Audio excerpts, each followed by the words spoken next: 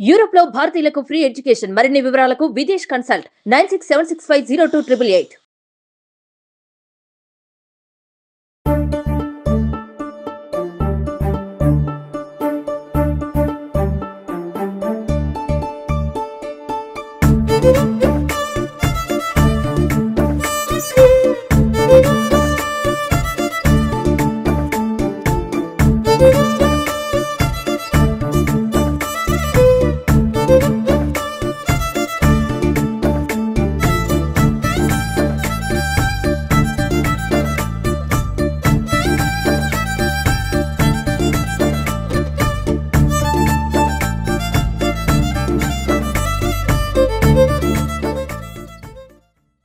Suman TV ప్రేక్షకులందరికీ సంక్రాంతి శుభాకాంక్షలు. సంక్రాంతి సందర్భంగా రమగారు మనకి పిండి వంటలు చేసి చూపిస్తున్నారు. అవి కూడా అరిసెలు, చక్కినాలు. మరి అరిసెలు ఆల్రెడీ చేసి చూపించేసాము, చక్కినాలు ఈరోజు చేస్తున్నాము. ఎలా చేసుకోవాలి, దీనికి సంబంధించిన రెసిపీ ఏంటి, ఇవన్నీ కూడా తెలుసుకుందాం. నమస్తే రమగారు. నమస్తే జయ, సంక్రాంతి శుభాకాంక్షలు. మీకు కూడా సంక్రాంతి శుభాకాంక్షలు రమగారు. అరిసెలు చేసి చూపించాం మనం ముందుగా ఒక వీడియో. బాగా వచ్చే కరకరలాడుతూ భలే ఉన్నాయి రమగారు. టేస్ట్ మాత్రం బాగా వచ్చినాయి. అందరు చెయ్యి పడేసరికి ఇంకా బాగున్నట్లున్నాయి. రైట్. నెక్స్ట్ ఇప్పుడు ఏంటండి? చక్రాలు, అదే చక్లా ఏమంటారు దాన్ని, చక్రాలు, చక్కిలాలు, జంతికలు అంటారా? జంతికలు అంటారు. జంతికలు అంటే ఏమో శనగపిండితో చేసేవి. ఓకే. ఇది మనం బియ్యపిండితో చేసే చక్రాలు. ఈ చక్రాలకి ఏంటంటే మినపప్పు, బియ్యపిండి. చక్రాలు అంటాం. చక్రాలే పోనీ, అలాగేనండి, అంతే. ఇవి ఎలా అంటే 2-3 రకాలుగా చేసుకోవచ్చు. 1 గ్లాసు మినపప్పు, 3 గ్లాసుల బియ్యం. గ్లాసు మినపప్పు, 3 గ్లాసులు బియ్యం. 3 గ్లాసుల బియ్యం. దీన్ని మిక్సీలో వేసి పట్టుకోవచ్చు, లేదా మనం గిర్నీకి మనం ఈ పిండి పట్టించుకుంటాం కదా, అక్కడే పిండి మరకి పంపించేసి పట్టించేసి పెట్టుకుంటే ఎప్పుడు కావాలంటే అప్పుడు చేసుకోవచ్చు. ఓకే.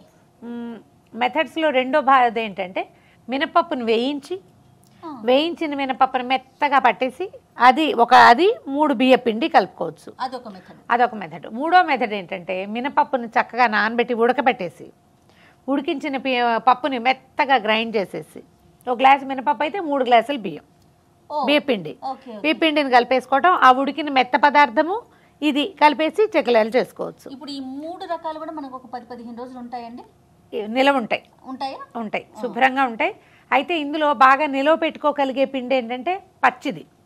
1 గ్లాస్ మినపప్పు, 3 గ్లాసులు బియ్యము వేస్తే మీరు ఈజీ ఏంటంటే 1 చెక్కిలాలు చేసుకోవచ్చు. ఎప్పుడైనా అత్యవసరం అయితే నీళ్ళు పోసి చక్కగా కలిపేసుకుని కమ్మటి అట్లు కూడా పోసుకోవచ్చు. ఆ పిండి ఫ్రిడ్జ్లో పెట్టుకోవచ్చు. ఎప్పుడు కావాలంటే ఫ్రిడ్జ్లో డబ్బాలో పోసి అల్మార్లో పెట్టుకున్నా ఉంటుంది, పిండి నిల్వ ఉంటుంది. నేను ఎప్పటికప్పుడు అలా పట్టించి పెట్టుకుంటా. ఇక 1 మినపప్పు, 3 బియ్యము వేసి కలిపేసాం ఈ పిండి. దీంట్లో ఏంటంటే కారం వెయ్యము, ఉప్పు, తర్వాత ఏమో నువ్వులు, ఇంగువ. ఓకే. కొంతమంది వాము కూడా వేసుకుంటారు. వాము వేసుకుంటారు. జనరల్గా వాము ఒక స్పెసిఫిక్ రీజన్ తోటి వేస్తాం, డైజెషన్ కోసం. బియ్యపిండి మినపప్పులో డైజెషన్కి పెద్ద సమస్య ఉండదు, అందుకని శనగపిండి వాము మంచి కాంబినేషన్. బియ్యపిండికి పెద్దగా అవసరం లేదు. సరే, దీన్ని ఏం చేయాలంటే ముందు పిండి కలుపుకునే ముందే స్టవ్ వెలిగించేసుకోవాలి. తగ్గించిన ఉండని నూనె కాగాలి మనకి. ఇదేంటంటే పిండి కలిపేసుకోవటం, చెక్క ఒత్తేసుకోవటమే.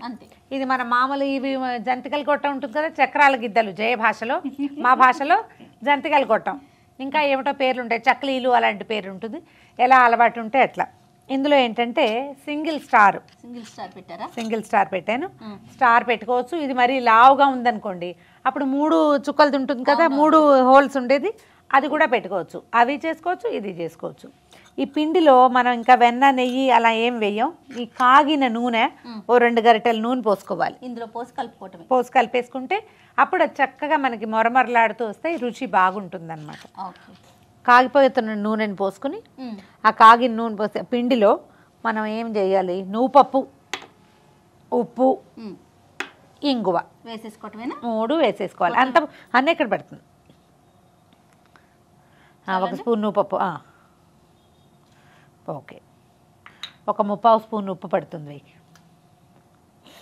ఉప్పు మనం చూసి వేసుకోవచ్చు, చాలు. అయిందా?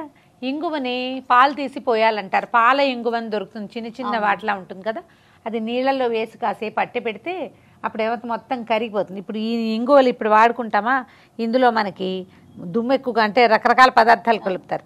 నీళ్ళల్లో వేసి పెట్టుకుందాము, ఒక 5 నిమిషాలు నాననిస్తే ఇంగువ పాలు పోయటం అని చెప్తారు. ఆ పాలే పోసుకుని, ఆ నీళ్ళు పోసుకుని కలిపేసుకుంటాం అనమాట. కప్పులో వేసి నీళ్ళు పోసి పెట్టు. అట్లాగే వేసేసాం కదా, నూనె కూడా కాగిపోయింది. ఇంగు కొంచెం నానబెట్టాం నీళ్ళల్లో, కరిగిందో లేదో వేలు పెట్టి ఒక్కసారి కదుపు. కొంచెం నూనె పోసుకుందాం. నూనె పోసాక దాన్ని వదిలిపెట్టి ముందు వేడి నూనె, ఆ మరుగుతున్న నూనెని ఇందులో వేసుకోవాలి. ఒక గరిట వేస్తావా?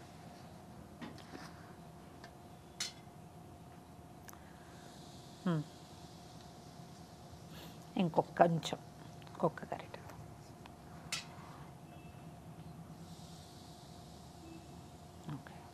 అవసరమైతే ఇంకొంచెం వేసుకోవాలి. ఇది ఎట్లా అంటే మనకి ఈ పిండి చిన్నగా ముద్దవుతున్నట్టుగా అవ్వాలన్నమాట. ఇందాక పొడిలాడుతూ ఉందా వేళ్ళకి అంటుకుంటూ, ఆయిల్ వేసిన లక్షణం కనిపిస్తోంది కదా ఇందులో, నూనె కలిసిపోయిన లక్షణం అట్లా అవ్వాలి. ఇంకొక చుక్క వేయచ్చు.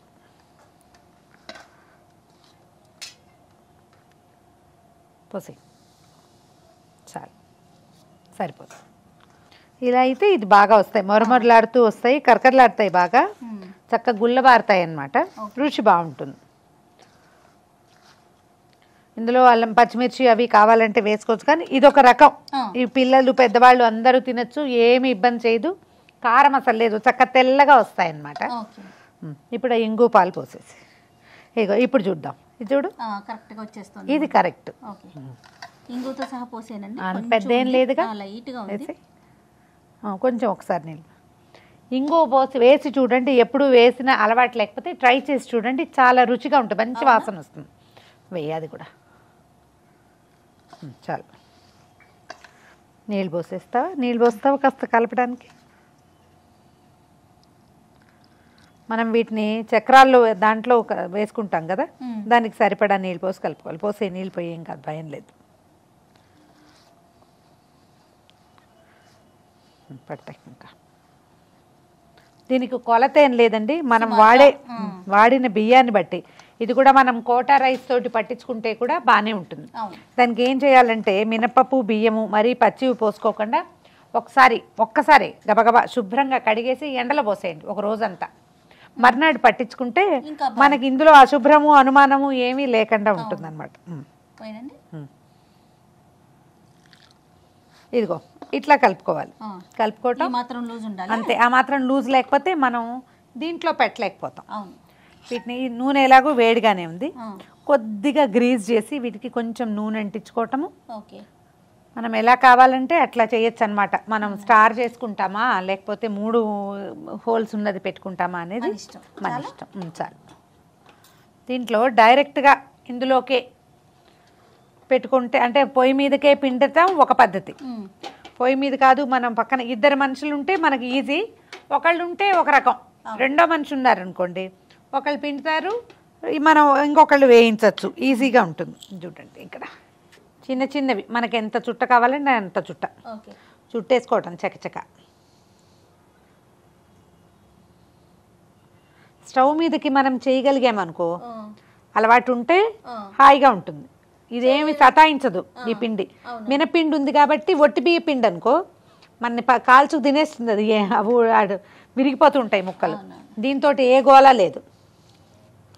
దీన్ని మళ్ళీ ఈజీగా పడిపోతుంది. దీన్ని మనం టంగుమని కలుపుకున్నాం అనుకో పడదు ఎప్పటికీ. ఇవి మనం ప్లేట్ మీదకి తీసుకుంటే ఏంటంటే ఈజీ, ఇందులో నుంచి మనం ఇక్కడికి ట్రాన్స్ఫర్ చేయటం కష్టం లేకుండా ఉంటుంది అనమాట. ఇందులోనే పిండుతాను చూడు. అట్లాగూ ఇలాగూ కూడా 2 రకాలుగాను చేసుకోవచ్చు.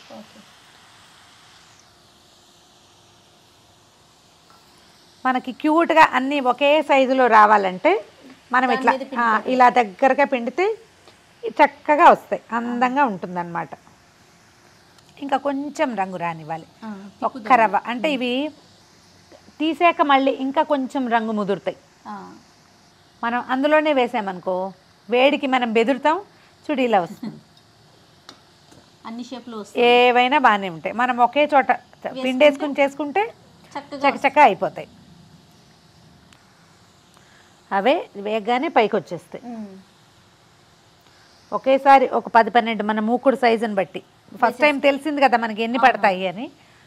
చూద్దాం. చూడు టక్ మని విరుగుతోంది. కొంచెం నిదానంగా వేగనివ్వకపోతే పైన రంగు వచ్చేస్తుంది, లోపల మెత్తమెత్తగా ఉంటుంది. అలా ఉండకూడదు, మనకి మొత్తం కరకరలాడుతూ రావాలంటే కొంచెం మీడియం ఫ్లేమ్ మీద ఒక 5 నిమిషాలు వేగనివ్వాలి. ఈవెన్ కలర్ వచ్చాక తీసేసుకుంటే సరిపోతుంది.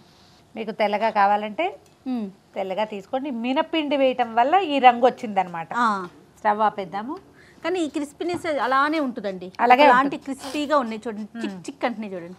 4 చూడండి గల్ అంటున్నాయి, గలగల్లాడతాయి, రుచిగా ఉంటాయి. డబ్బాలో పోసి పెట్టుకోవచ్చు. ఓకే, మరి 4 రోజులు నిలువ ఉంటాయి, ఏమీ ఇబ్బంది లేకుండా.